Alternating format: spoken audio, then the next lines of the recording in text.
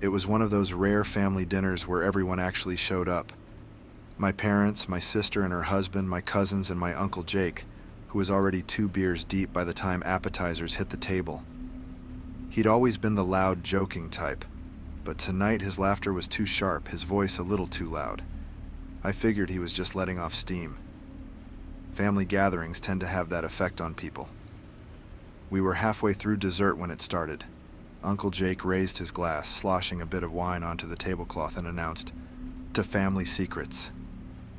He laughed, but it was hollow. The kind of laugh you force when you're trying to cover up nerves.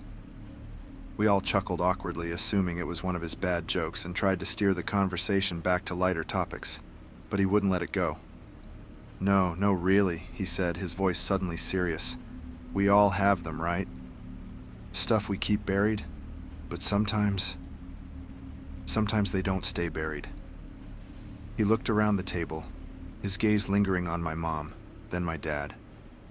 I saw my mom's grip tighten on her fork, her knuckles whitening. My dad stared straight ahead, jaw clenched.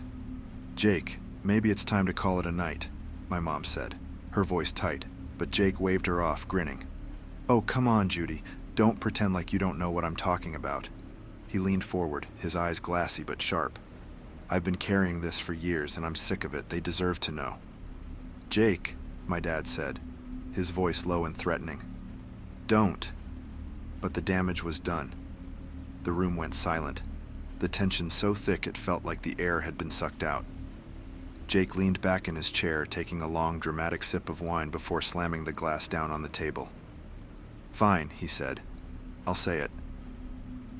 You want to know why this family's so screwed up? It's because—" "Enough!" My dad stood up so fast his chair tipped over, the sound echoing like a gunshot. My heart was pounding, and I didn't even know why yet. I looked at my sister, her face pale, her eyes wide. Whatever this was, it was bad. "Sit down, Bill," Jake said, his grin gone. "You can't keep pretending, not after what happened." "Shut your mouth," my dad growled. I had never seen him like this before, red-faced, fists clenched. It scared me. Jake didn't back down. "You remember that summer, don't you? The one where Judy disappeared for 3 days? Where was she, huh? Where were you?" He pointed a trembling finger at my dad. "Tell them, Bill. Tell your kids what you did." I felt like the floor had fallen out from under me. My mom stood up, shaking her head. "Jake, you don't know what you're talking about. You're drunk." "Am I?" Jake sneered. He turned to me and my sister. "Ask your parents why you never saw your Aunt Lisa after that summer. Go on, ask them." Aunt Lisa. The name hit me like a punch. I had vague memories of her. Long blonde hair, always smiling, her laugh like a bell. And then... nothing. I couldn't even remember when she disappeared from our lives.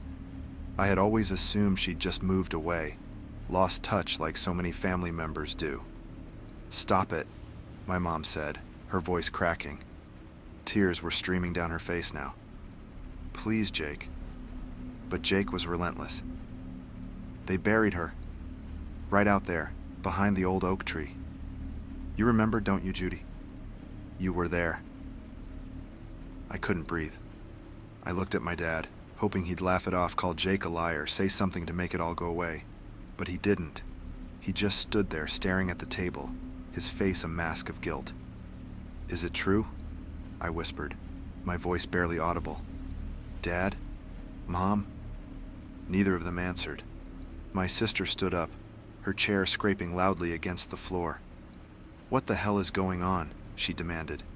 "What is he talking about?" Jake leaned forward, his voice dropping to a near whisper. "You want the truth? Your dad and I found her in the barn after she'd had enough. She couldn't take it anymore. The things he said, the way he treated her. It broke her. And instead of calling for help, instead of doing the right thing, we covered it up. We buried her like she was garbage." "No," my mom sobbed, covering her face with her hands. "It wasn't like that. She wanted us to. She didn't want the police involved. She made us promise." "Don't you dare pin this on her," Jake roared, slamming his fists on the table. "She was our sister, and we failed her." I felt like I was going to be sick. The room was spinning, the voices around me muffled like I was underwater. I couldn't process what I was hearing. My dad, my stoic, dependable dad, had done something so monstrous, and my mom had helped him. "We were protecting the family," my dad said finally, his voice hoarse. "You don't understand, you were just kids." "And you think that makes it okay?" my sister shouted. "You think we wouldn't have wanted to know the truth?" The argument spiraled out of control, accusations flying, tears streaming, voices raised. I sat there numb, unable to move. My entire world had been turned upside down. The people I thought I knew, the family I thought I could trust, it was all a lie. By the time the shouting stopped, Jake had stormed out, my mom was a sobbing mess, and my dad just sat there staring at the floor. I couldn't look at him. I couldn't look at any of them. That night I went out to the backyard, flashlight in hand. The old oak tree stood there, its gnarled branches reaching out like skeleton fingers. I started digging, my hands trembling, tears streaming down my face. I didn't know what I was expecting to find. Bones? A shred of fabric? Anything to confirm or deny the horror that had just unfolded. But I didn't find anything. Just dirt, roots, and the overwhelming sense that nothing in my life would ever be the same again. You know how people always say, "Stay calm in an emergency"? Yeah, that's easier said than done. I learned that the hard way when my kitchen almost became my tomb.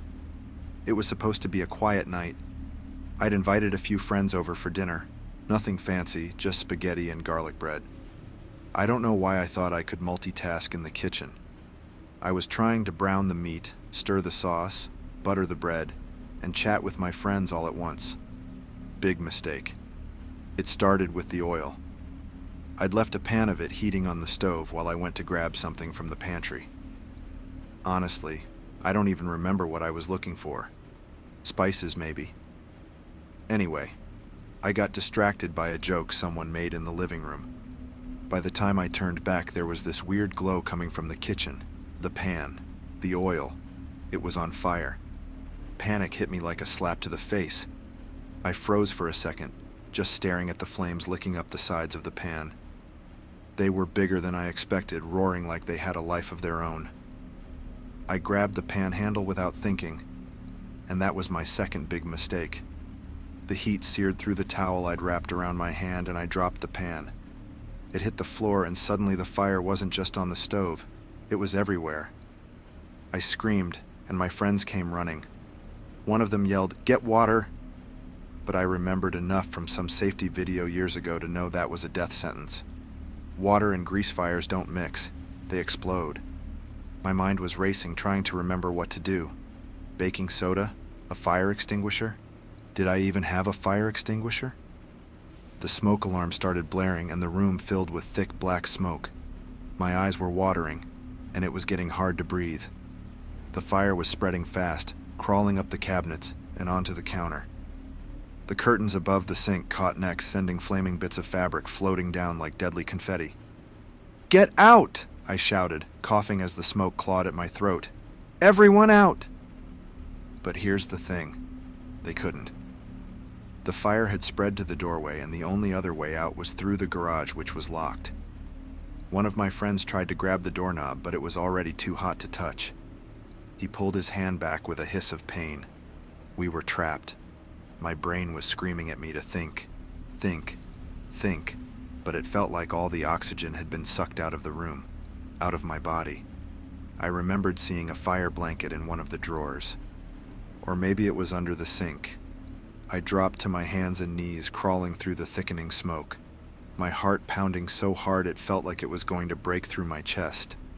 I found the blanket and threw it over the flames, blocking the door. It smothered part of the fire, but not enough. My hands were shaking and my vision was starting to blur. Someone was crying. I think it was me. One of my friends grabbed a chair and smashed it through the window above the sink. The glass shattered and fresh air rushed in, but so did the fire. The oxygen fed the flames, and they roared higher, hotter, hungrier. I felt the heat on my back like the fire was reaching for me. My lungs burned with every breath and I could feel my strength fading. This was it, I thought. This was how it was going to end. But then, through the chaos, I heard sirens. Someone had called 911. Hope flickered in my chest. A tiny, fragile thing, but it was enough to keep me moving. I grabbed a dish towel, soaked it in water, and held it over my face. It wasn't much, but it gave me a few more seconds to think. The firefighters arrived just in time. They broke down the garage door and pulled us out one by one. I remember the feel of their hands on my arms, strong and steady, dragging me into the cool night air. I collapsed on the grass, coughing and shaking. My skin blistered and my hair singed, but I was alive. We all were. The house didn't make it, though. By the time the fire was out, there was almost nothing left.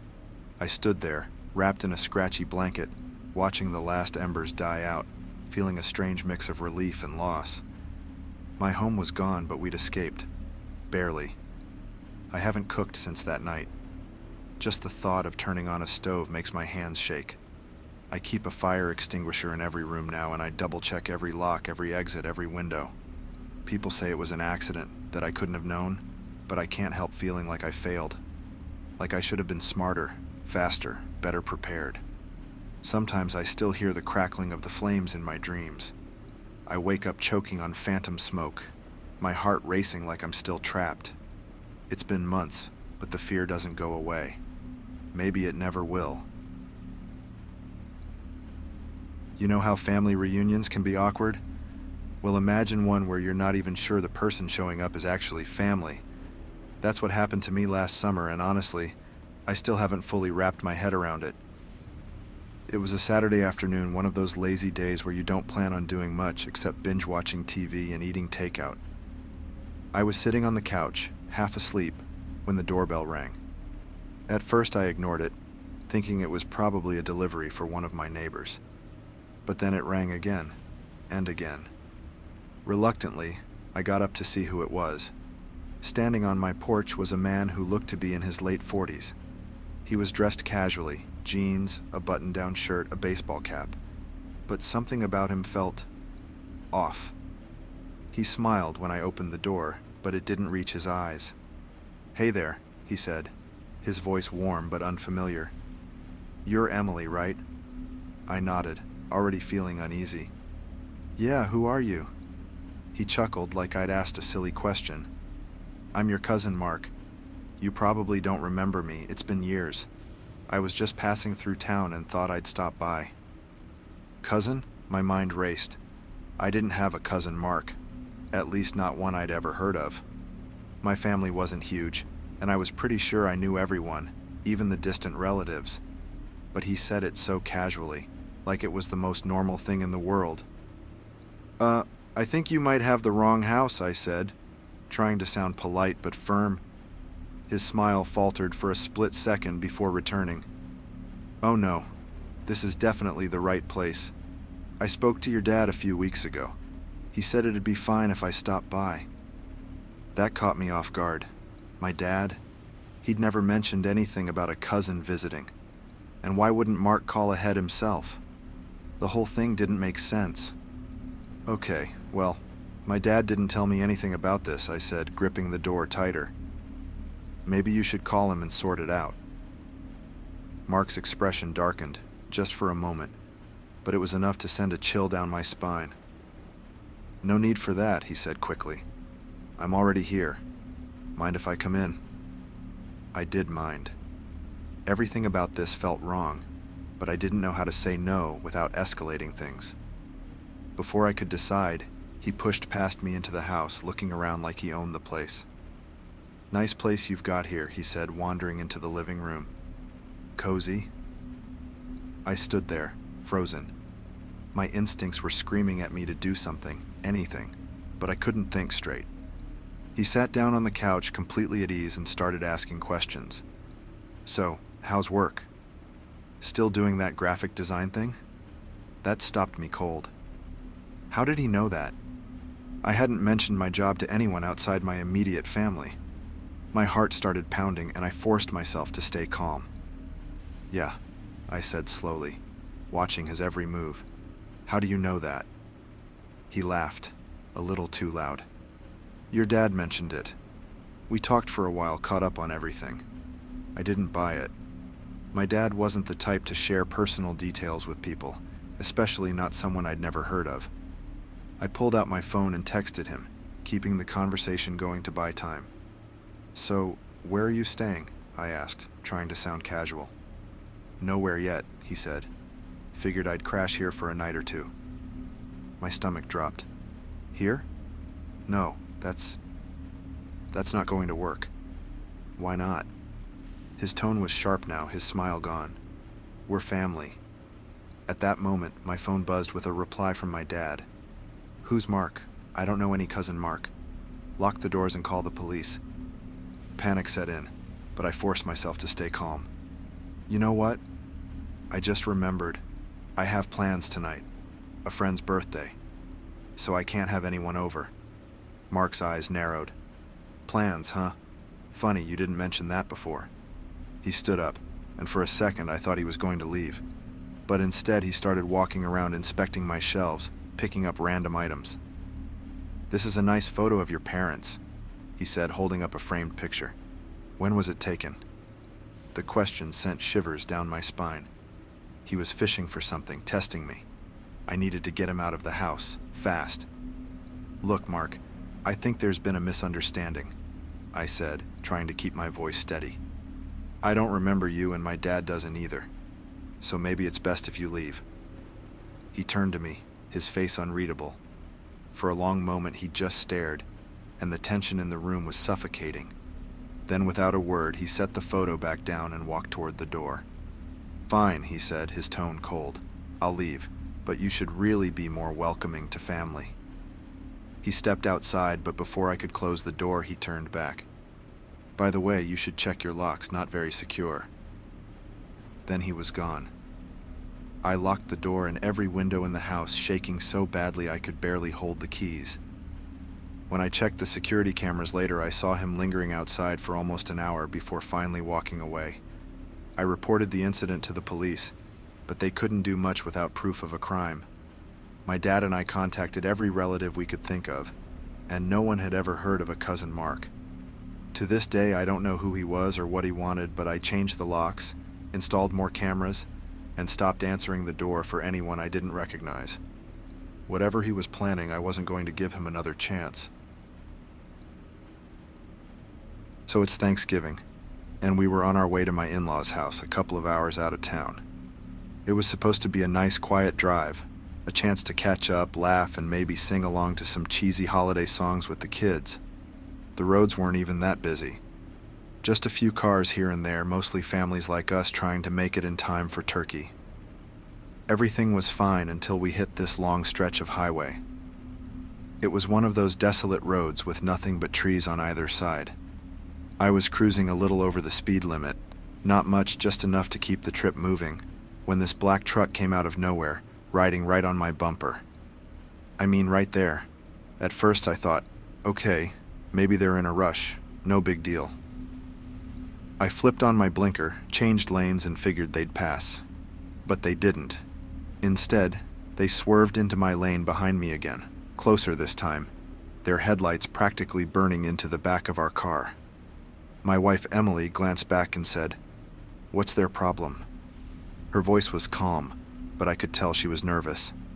"I don't know," I said, trying to brush it off. Probably just an impatient jerk. I tapped my brakes lightly, not enough to cause anything, just to send a message. Bad move. The truck swerved into the other lane, sped up, and pulled alongside us. The windows were tinted so dark I couldn't see the driver, but they rolled down their passenger window just enough to throw something, maybe a soda can, at our car. It clattered off the side, and I heard my daughter in the back gasp. "Dad, what's going on?" she asked, her voice small and shaky. She's only 8, and I could tell she was scared. "It's fine, sweetie," I said, trying to sound steady. "Just a rude driver, nothing to worry about." But inside, I was panicking. The truck didn't speed off after their little stunt. Instead, they fell back behind us, their headlights flashing on and off, almost like they were taunting us. I gripped the wheel tighter, my knuckles turning white. "What do we do?" Emily asked, her voice a little more urgent now. "Let's just keep driving," I said. "There's got to be an exit or a gas station up ahead." The truck followed us for miles. Every time I tried to speed up, they sped up. When I slowed down, they slowed down. They'd get right on our tail, then fall back, then swerve next to us like they were playing some sick game. And then they started honking. Not just a quick honk, but this long, blaring sound that wouldn't stop. The kids were crying now, and Emily was trying to calm them down, but I could hear the fear in her voice too. Finally, I spotted an exit sign for a rest area.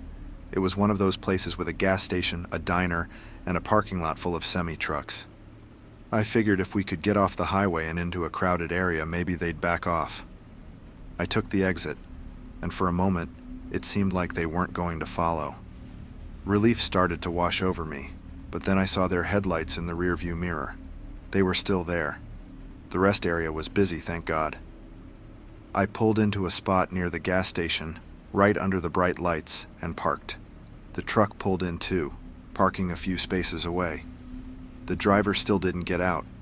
They just sat there, the engine idling. Emily looked at me, her face pale. "What do we do now?" "Stay here," I said. "Lock the doors. I'm going to go inside and tell someone." "No," she said, grabbing my arm. "Don't leave us." Before I could respond, the truck's door opened.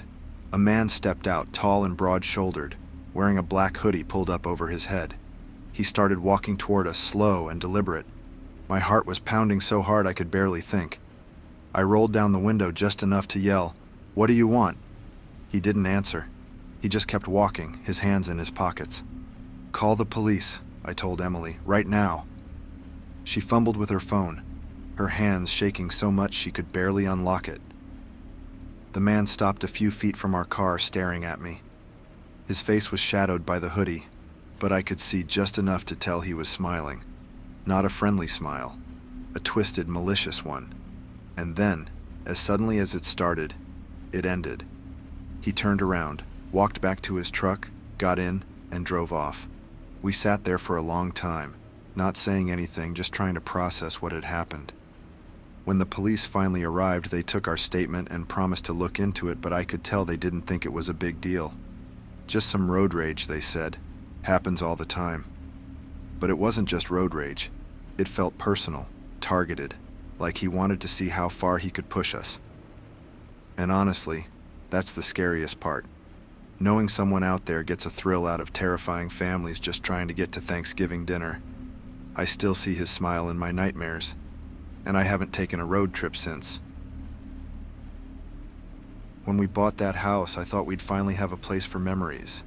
Family dinners, late-night conversations, holidays filled with laughter. It was supposed to be the foundation of everything good in our lives. What I didn't know was that it would be the backdrop for the most horrifying day of my life. A day I can't think about without my stomach twisting into knots. It started as a regular Sunday. My wife Lisa was prepping dinner in the kitchen, bustling around like she always did, humming to herself. She loved that kitchen. It was small but cozy, with the oven sitting snugly in the corner. That oven was old, probably as old as the house, but we hadn't gotten around to replacing it yet. I guess we figured if it works, why spend the money? Our two kids, Ellie and Jake, were in the living room arguing over which movie to watch after dinner. Their laughter echoed through the house, blending with Lisa's hums.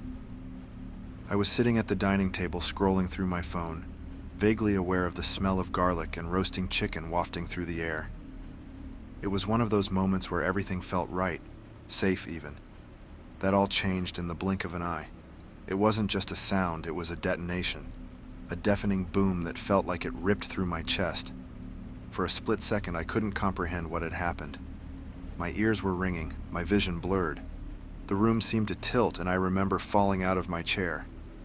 When the world stopped spinning, I looked toward the kitchen, and that's when the panic hit.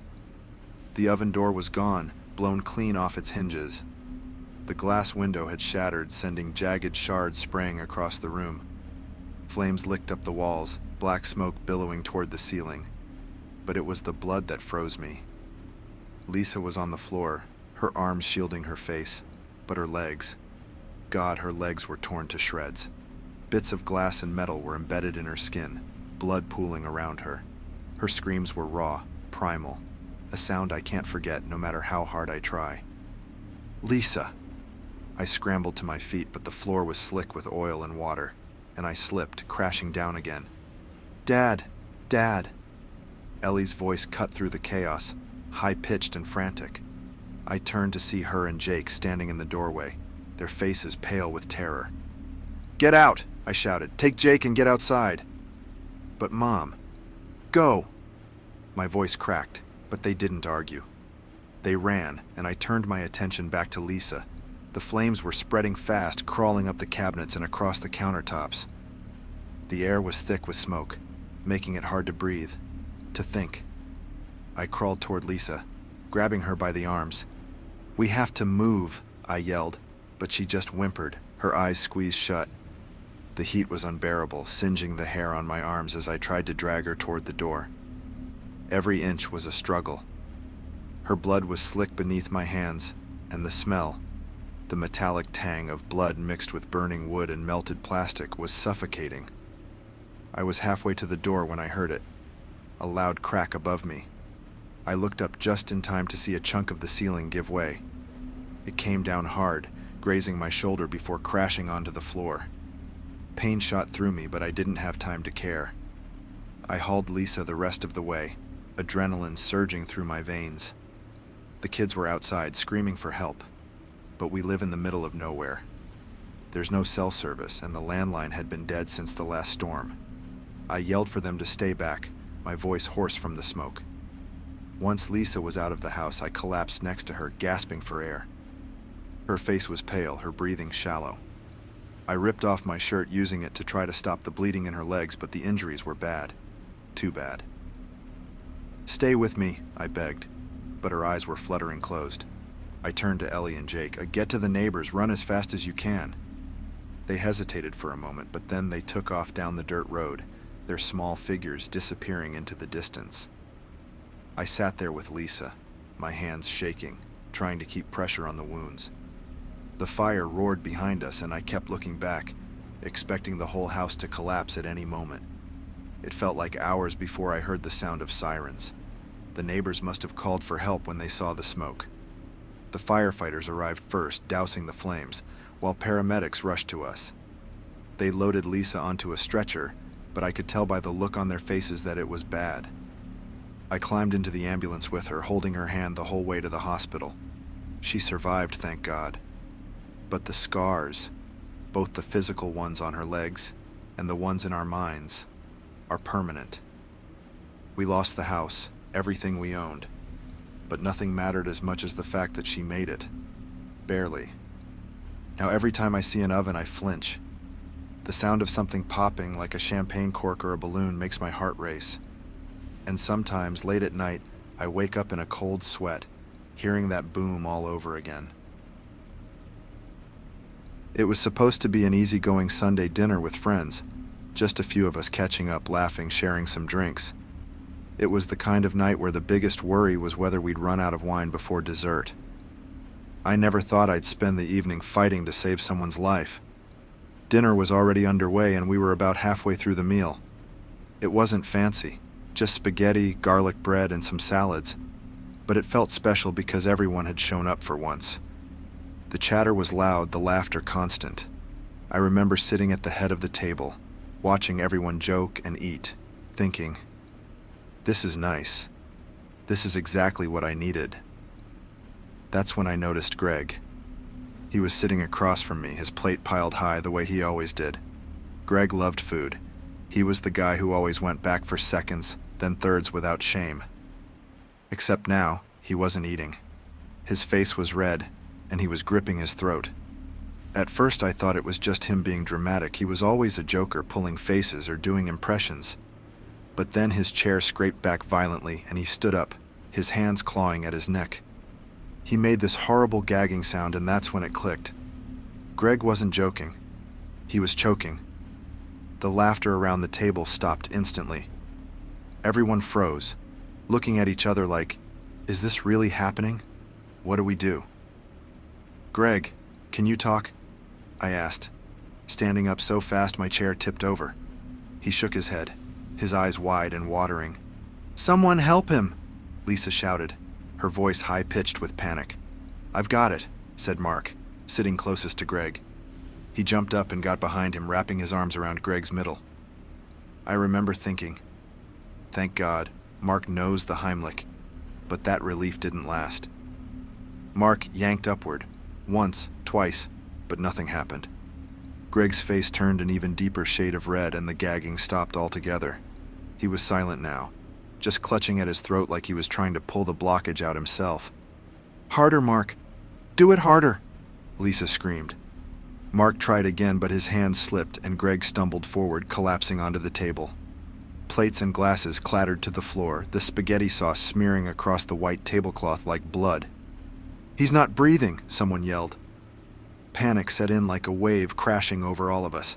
Lisa grabbed her phone, trying to call 911, but her hands were shaking so badly that she fumbled it onto the floor. I don't know how to do it, Mark admitted, stepping back, his face pale. Move, I shouted, shoving my way to Greg. I'd only ever seen the Heimlich done on TV, but instinct took over. I wrapped my arms around him and pulled as hard as I could. Nothing. Come on, Greg, come on, I was practically shouting in his ear. I tried again, harder this time, my arms aching from the effort. His body jerked, but still nothing came out. The room was chaos, people yelling instructions, others crying, the sound of Lisa's frantic 911 call in the background. Greg's knees buckled and he went limp, dragging me down with him as we both hit the floor. Don't let him die, Lisa sobbed, kneeling beside us. I tilted Greg onto his back, my heart pounding so hard it felt like it might burst out of my chest. I knew we were running out of time. His face was turning purple, his lips blue. Do chest compressions, someone yelled. I don't know how, I snapped back, my hands hovering uselessly over his chest. Just then, Sarah, quiet, introverted Sarah, pushed through the group. Let me try, she said, her voice trembling but determined. She knelt over Greg, positioned her hands, and started compressions. Her movements were strong and steady, and for the first time I felt a sliver of hope. After what felt like an eternity, Greg suddenly convulsed, rolling onto his side and coughing violently. A chunk of garlic bread flew out of his mouth, landing with a wet thud on the floor. We all froze, staring at the disgusting piece of bread like it was some kind of miracle. Greg gasped for air, his chest heaving as his color slowly returned.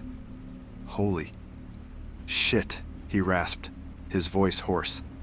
Everyone erupted at once, half laughing in relief, half crying from the emotional overload. Lisa hugged him so tightly that he had to push her off, muttering something about needing space to breathe. The paramedics arrived a few minutes later, finding us all huddled around Greg, who was still lying on the floor, looking dazed but alive. They checked him out, and after some oxygen and a quick exam, they said he'd be fine. That night should have been a wake-up call, a reminder to learn CPR or the Heimlich properly. But honestly, I couldn't even bring myself to think about it. All I could do was replay the moment Greg stopped breathing over and over in my head. Even now, months later, I can't sit down to a meal without watching everyone like a hawk, waiting for someone to choke. And garlic bread? It's banned from my house forever.